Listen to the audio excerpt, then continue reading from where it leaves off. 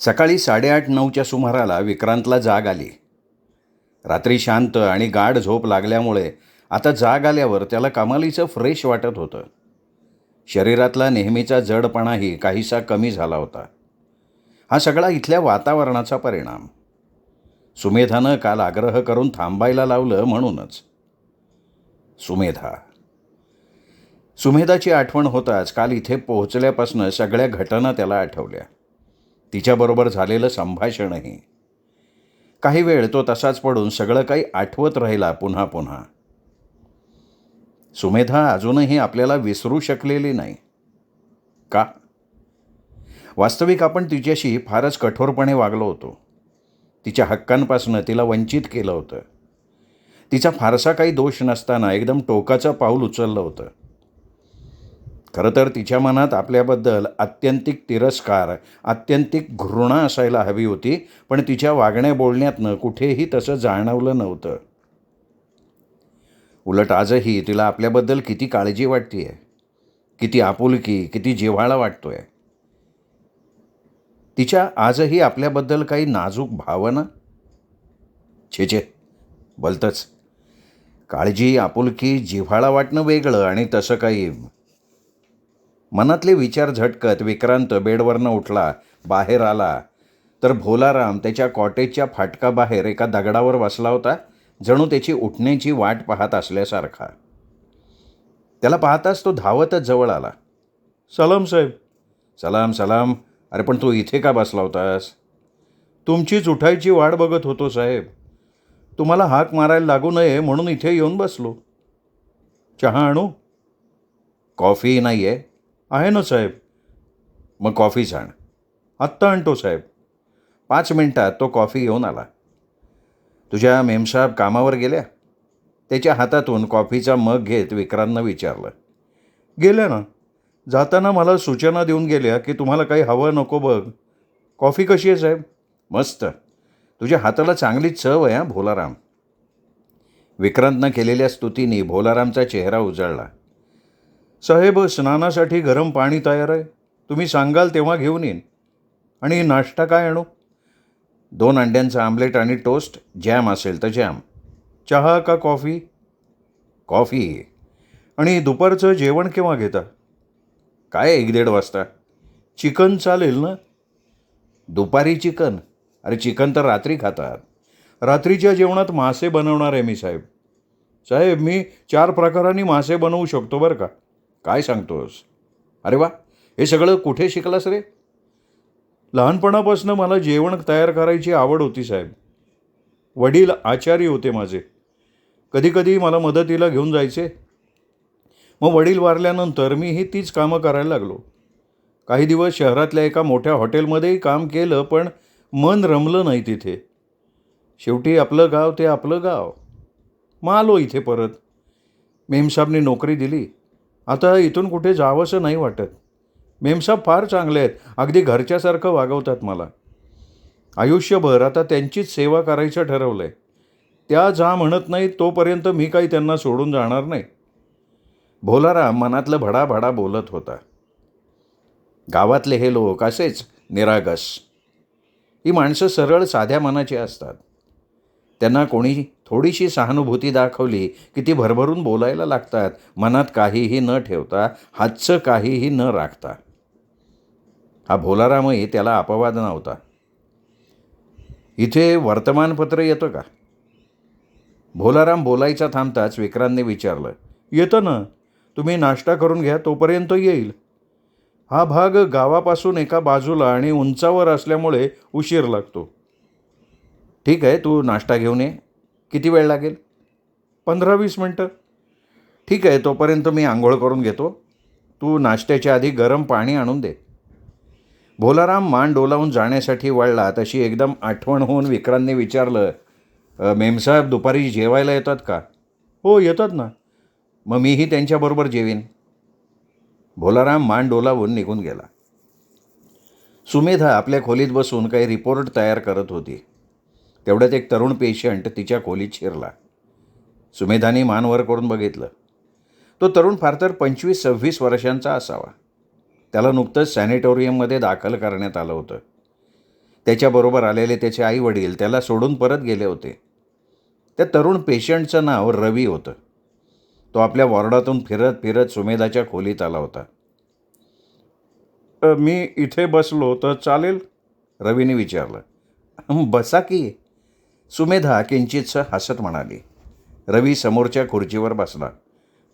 "मी एक सिगरेट ओढली तर चालेल?" "नाही चालणार. पेशंटला इथे सिगरेट पिण्याची परवानगी नाही." "एक गोष्ट सांगू का?" रवी काहीसा पुढे झुकून हलक्या आवाजात म्हणाला. "हां, सांग." "हे हे सगळे डॉक्टर आहेत ना, हे सगळेच्या सगळे वेडे आहेत." "असं?" सुमेधा आपलं हसू दाबत वरकरणी गंभीर करत म्हणाली. "ते कसं काय?"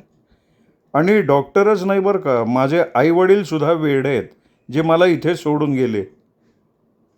"असं का म्हणतोयस?" "मी खरं ते बोलतोय." "बरं मला एक सांगा, इथे नुकताच कुणाचा तरी मृत्यू झालाय ना? नाही तर बेड रिकामा होईलच कसा?" रवीने विचारलं. सुमेधा गप्प राहिली. "तुम्ही माझ्या प्रश्नाचं उत्तर नाही दिलं." सुमेधा त्याला समजावण्याच्या सुरात म्हणाली, "हे बघ रवी, तू नुकताच इथे आलायस. तुझ्यावर आम्ही ताबडतोब उपचार सुरू करणार आहोत. तू तरुण आहेस. तू लवकरच बरा होऊन पुन्हा आपल्या घरी जाऊ शकशील." हा खोटा दिलासा आहे सगळा. सगळे शब्दांचे खेळ आहेत. मला माहिती आहे मी आता फार दिवसांचा सोबती नाही आहे. माझे आईवडील मला असं कणाकणानं झिजून मरताना बघू शकत नाहीत, म्हणून तर ते मला इथे सोडून गेले. हे बघ, मी तुझी केस हिस्ट्री अजून वाचलेली नाही, पण तरीही खात्रीपूर्वक सांगू शकते, तू नक्की यातून बरा होणार आहेस. डॉक्टर पण तेच म्हणतात. म्हणून तर त्यांनी मला इथे पाठवलं ना. सगळेच म्हणतात, TB आता पूर्वीसारखा जीवघेणा रोग राहिलेला नाही आहे. वेळच्या वेळी औषध गोळ्या घेतल्या, दूध तूप खाल्लं, चांगला पौष्टिक आहार घेतला तर हा रोग बरा होऊ शकतो. पण मला बरं नाही ना व्हायचं. मला जिवंतच राहायचं नाही आहे. पण का? का जीवाला एवढा कंटाळलायस तू? सुमेधानं रवीला आणखीन बोलकं करण्यासाठी विचारलं. सांगावं का सांगू नये या विचारानं रवी क्षणभर घुटमळला, पण सुमेधाच्या चेहऱ्यावरचे आश्वासक भाव, तिच्या आवाजातला आपलेपणा त्याला जाणवला. गेल्याच वर्षी माझा विवाह झाला. माझी पत्नी अतिशय सुंदर आहे. मी तिच्यावर अगदी जीव तोडून प्रेम केलं, पण एक दिवस मला अचानक कळलं की विवाह होण्याच्या आधीपासून तिचं दुसऱ्या कुठल्या तरी तरुणावर प्रेम होतं. ही गोष्ट समजताच मला प्रचंड धक्काच बसला. त्या धक्क्याने मी आजारी पडलो. रात्रंदिवस त्याच विचारांनी माझं मन, माझं शरीर खिळखिळं केलं आणि मग त्याचंच रूपांतर हळूहळू TBत झालं.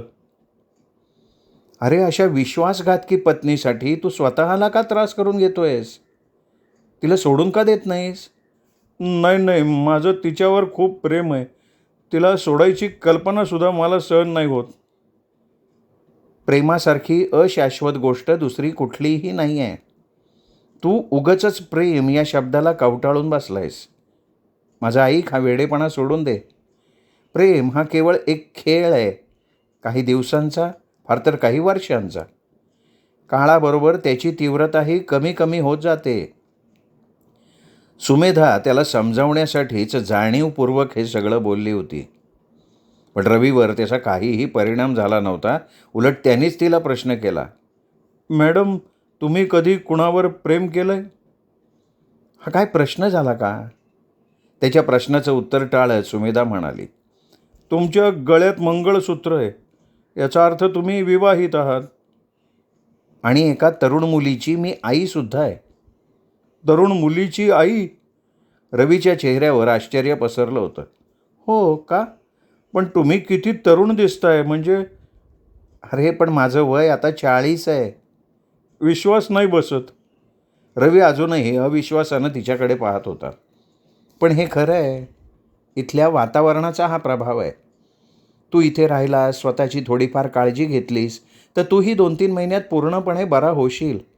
कुणाचा विश्वासही बसणार नाही की तुला TB सारखा आजार. मला नाही व्हायचं ना पण बरं. तिचं वाक्य अर्धवट तोडत रवीने आपला हेका चालू ठेवला. अरे पण का? एवढा अट्टाहास कशासाठी? मला माझ्या बायकोला धडा शिकवायचा आहे. आयुष्यभर तिला माझ्या मृत्यूची टोचणी लागून राहायला पाहिजे. तिला तिची चूक कळायला पाहिजे. तिने एकाच वेळी 2 दगडांवर पाय ठेवायचा प्रयत्न केला. त्या तरुणावर जर तिचं प्रेम होतं तर त्याच्याशी तिने का नाही लग्न केलं? तिने त्यालाही धोका दिला आणि मलाही. आणि मग माझ्याशी लग्न झाल्यानंतर तरी तिने त्याला विसरून जायला पाहिजे होतं. पण नाही. त्या तरुणाचा फोटो ती अजूनही आपल्याजवळ ठेवत होती. एक दिवस त्या फोटोची चुंबनं घेताना मी तिला पकडलं आणि तिच्याकडनं सगळं काही कबूल करून घेतलं. लग्नाआधीपासून आपले त्याच्याशी संबंध असल्याचं तिने मान्य केलं. मी समजावलं तिला, म्हटलं, हे बघ, जे झालं ते झालं. यापुढे तरी तिने त्याला विसरून जाऊन माझ्याशी एकनिष्ठ राहावं अशी विनवणीसुद्धा केली. पण त्याचा काहीच उपयोग नाही झाला. मग अशा परिस्थितीत तुझ्यापुढे एकच मार्ग आहे. कोणता? तू तिला घटस्फोट दे. तिला तिच्या मार्गाने जाऊ दे. तू नव्याने आपलं आयुष्य सुरू कर. नाही, मला नाही मान्य ते. विवाह म्हणजे काही खेळ नाही ना, की एक डाव मोडला लगेच दुसरा डाव मांडला. त्यातून आयुष्यात मी पहिल्यांदाच एका स्त्रीवर प्रेम केलं आहे, तेही पत्नी या नात्याने. घटस्फोट वगैरे देऊन मला त्या प्रेमाचा अपमान नाही करायचा. माझे वडील खूप श्रीमंत आहेत. मनात आणलं तर ते चुटकीसरशी माझा दुसरा विवाह करू शकतात. पण नाही मान्य मला ते. कारण आता दुसऱ्या कुठल्या स्त्रीवर मी नाही प्रेम करू शकणार. असं तुला वाटतंय, पण तो तुझा निव्वळ गैरसमज आहे. प्रेम असं कुठल्याही एका व्यक्तीपुरतं मर्यादित राहू शकत नाही. याचा अर्थ तुम्ही अनेकदा अनेकांवर प्रेम केलंय? रवी स्पष्टपणे म्हणाला. नाही रे बाबा. सुमेधा अजिबात न चिडता शांतपणे म्हणाली. मी फक्त माझ्या पतीवर प्रेम केलंय. ते कुठे असतात? इथे डॉक्टर आहेत का ते? नाही. मग? सुमेधानं उत्तर दिलं नाही. खरं सांगणं शक्य नव्हतं आणि खोटं बोलणं तिला आवडणार नव्हतं. त्यांनी तुम्हाला घटस्फोट दिलाय? रवी चाणाक्ष होता. तिच्या मौनातून त्यांनी बरोबर अर्थ काढला होता. या प्रश्नाचं उत्तर मी नाही देणार. मला मिळालं उत्तर. आईवडिलांनी तुझं लग्न करून दिलंय याचा अर्थ तू काहीतरी कामधंदा करत असशीलच ना? काय करतोस? सुमेधानी सफाईने विषय बदलला. सांगितलं ना, माझे वडील खूप श्रीमंत आहेत. त्यामुळे कामधंदा करण्याची गरजच नाही मला. तसं वडिलांच्या धंद्यात मी त्यांना मदत करतो. म्हणजे घरचं एवढं सगळं चांगलं असूनही एका मुलीसाठी तू आपलं आयुष्य संपवायला निघालायस? प्रेम काय असतं तुम्हाला माहिती नाही. रवी एक उसासा सोडत म्हणाला. मला माहिती आहे. तर मग तुम्हाला समजलेलं नाही असं म्हणायला पाहिजे. प्रेमाची व्याख्या माझ्या इतकी दुसऱ्या कोणाला समजलेली नसेल. तू विसरतोयस, तुझ्यापेक्षा 20 वर्षांनी तरी मी मोठी असेन. तुम्ही रागावणार नसाल तर एक बोलू? हां, बोल. माझं आता ठाम मत झालं आहे. जगातल्या सगळ्या स्त्रिया एक नंबरच्या धोकेबाज आणि विश्वासघातकी आहेत. हे बघ, तुझं हे मत तू केवळ एका स्त्रीवरनं बनवलं आहेस असं नाही का वाटत तुला? तुम्हाला राग आला ना? हो, कारण मीही एक स्त्री आहे आणि आजवर मी कधीच कोणाचा विश्वासघात केलेला नाही आहे. सुमेधाच्या आवाजातली ताठरता रवीला जाणवली असणार. तो एकदम गप्प झाला. आता एखादी सिगरेट ओढली तर चालेल का? काही वेळानं रवीने पुन्हा विचारलं. नाही म्हणत सुमेधानं नकारार्थी मान हलवली. खरं तर सिगरेट ओढण्यासाठीच मी इथे आलो होतो. संपूर्ण हॉस्पिटलमध्ये मला तशी जागा कुठे मिळाली नाही. वाटलं इथे तरी. ही रूमसुद्धा हॉस्पिटलचाच एक भाग आहे. पण एक सिगरेट ओढल्याने तुमच्या हॉस्पिटलचं असं काय नुकसान होणार? हॉस्पिटलचं नाही, तुझं नुकसान होणार आहे. सिगरेटपासून तुला लांब ठेवणं हा तुझ्यावरच्या उपचाराचाच एक भाग आहे. सुमेधा त्याला समजवत म्हणाली. तुमचे हे डॉक्टर माझ्यावर उपचार करतायत. खरं तर त्यांनी माझ्या पत्नीवर उपचार करायला पाहिजेत. तिला सांगायला पाहिजे की विवाह झाल्यानंतरही दुसऱ्या एखाद्या पुरुषाच्या आठवणीत रमणं हा किती मोठा अपराध आहे. तू सांगितलं नाहीस का? अहो किती सांगणार आणखी.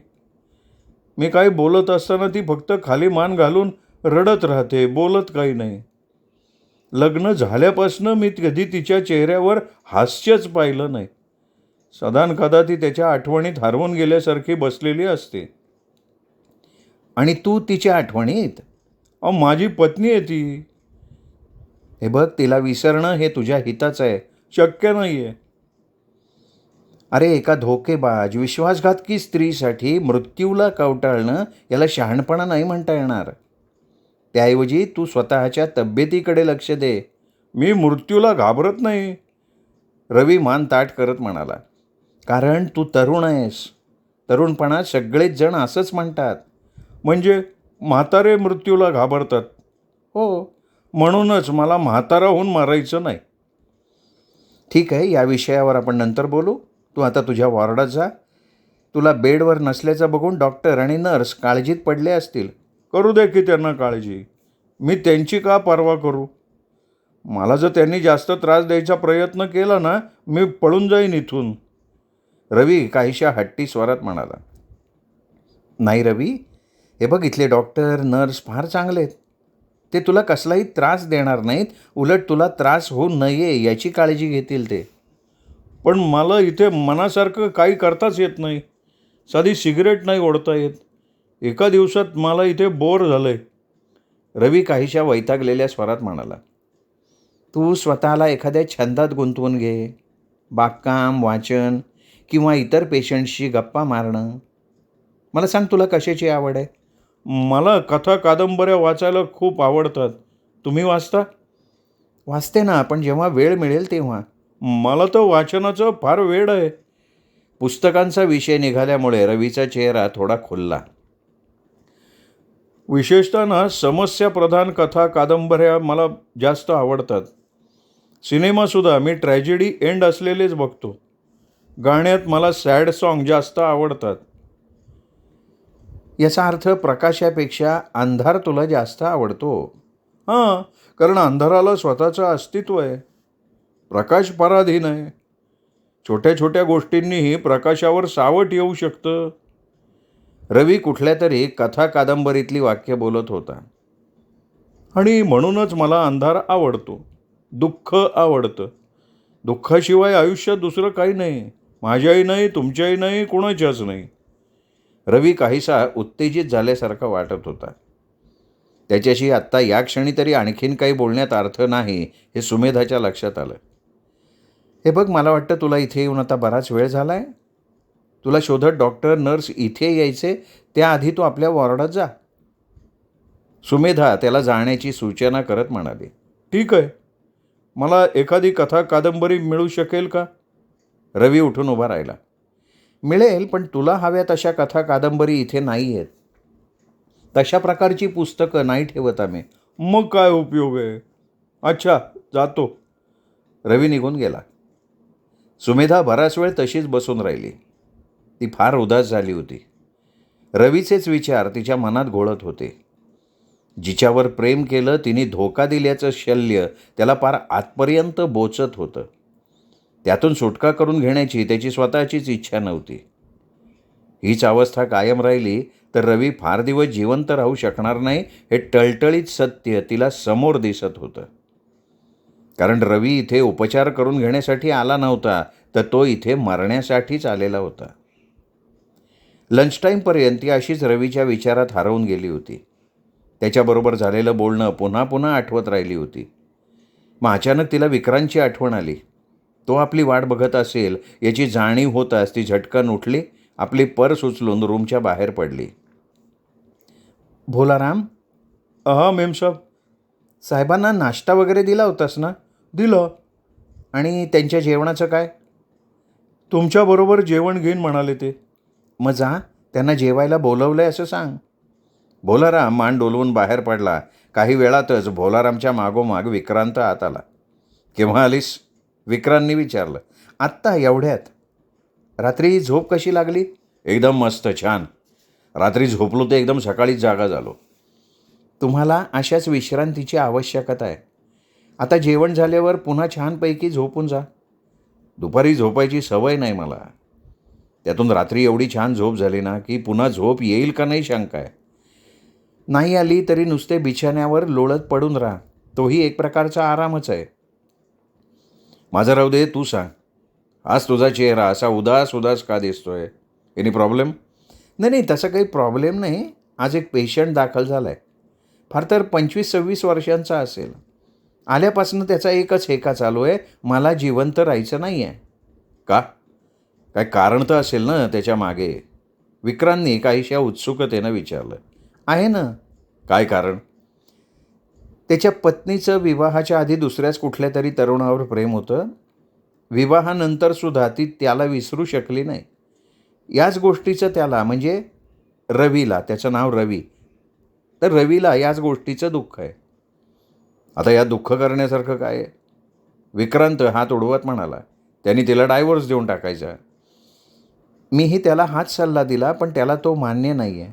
म्हणतोय मला तिला धडा शिकवायचा आहे आणि तो मी मेल्यानंतर तिला मिळेल. कमाल आहे. हल्लीच्या या युगात प्रेमासाठी जीव देणारी अशीही माणसं आहेत. विक्रांत नवलानं म्हणाला. प्रेम करणाऱ्यांचं कुठलंही एक युग नसतं. प्रत्येक युगात ते जन्म घेत असतात. फरक असला तर तो एवढाच आहे. काही जणं त्यासाठी आपल्या प्राणाची बाजी लावतात, तर काही जणं स्वतःला आतल्या आत जाळत जगत राहतात. सुमेधा गंभीर स्वरात म्हणाली. विक्रांत काही न बोलता गप्प राहिला. सुमेधाच्या बोलण्याचा अर्थ त्याच्या लक्षात आला होता, पण त्यांनी तसं दाखवलं नाही. भोलारामनं ताटं वाढल्याची सूचना दिली. दोघेही टेबलवर येऊन बसले. तुमचा चेहरा आज कालच्यापेक्षा बराच प्रसन्न वाटतोय हा.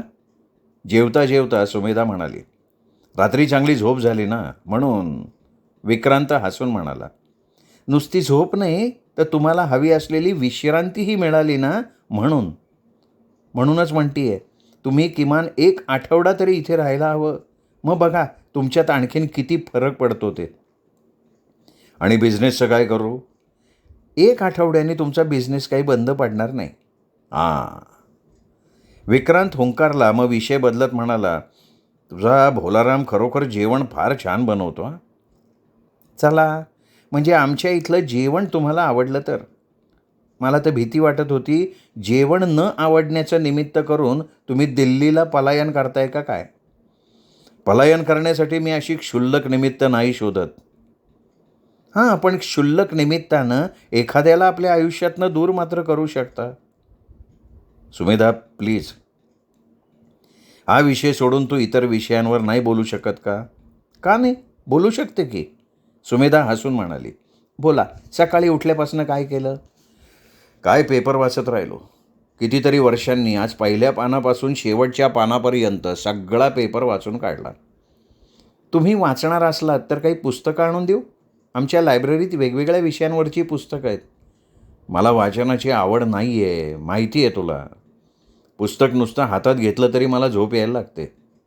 मग चांगलंच आहे की. पुस्तकांचा असाही एक फायदा असतो हे तरी लोकांना समजेल. असं म्हणत सुमेधा हसली. विक्रांतही हसला. संध्याकाळी लाँग ड्राईव्हवर जायचं ना?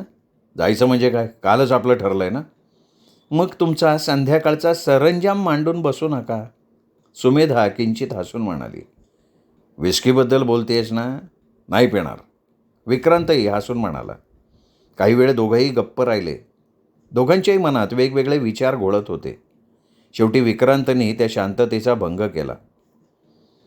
मला दिशाला भेटायची इच्छा आहे. जाऊयात की. आज बुधवार आहे. शनिवारी अर्धी सुट्टी असते. आपण शनिवारीच निघू. संपूर्ण रविवार मग आपण दिशाबरोबर घालवू शकतो. एवढा दिवस? घाबरू नका हो. दिवस कसे जातील त्याचा तुम्हाला पत्ताही लागणार नाही. पहिला दिवस घालवणं थोडं अवघड असतं. प्रत्येक पेशंट पहिल्या दिवशी असाच घाबरतो.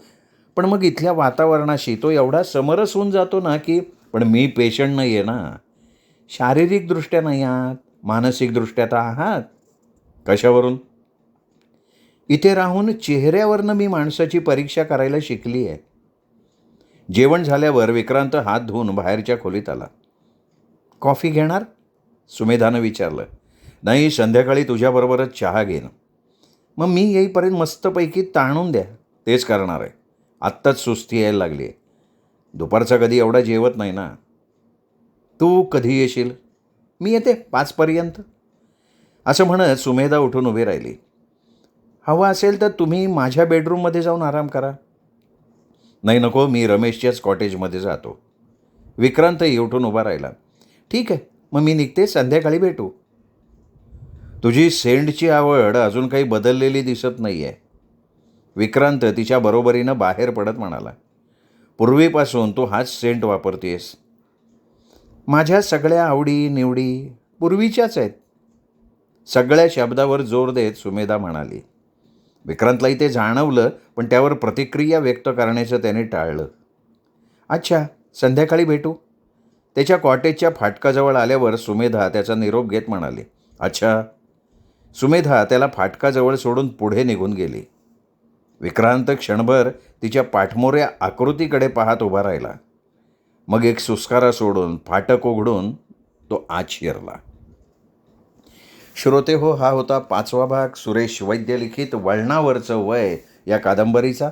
6वा भाग उद्या ऐकूयात दीपक रेगे कथाकथन चॅनलवर. नमस्कार.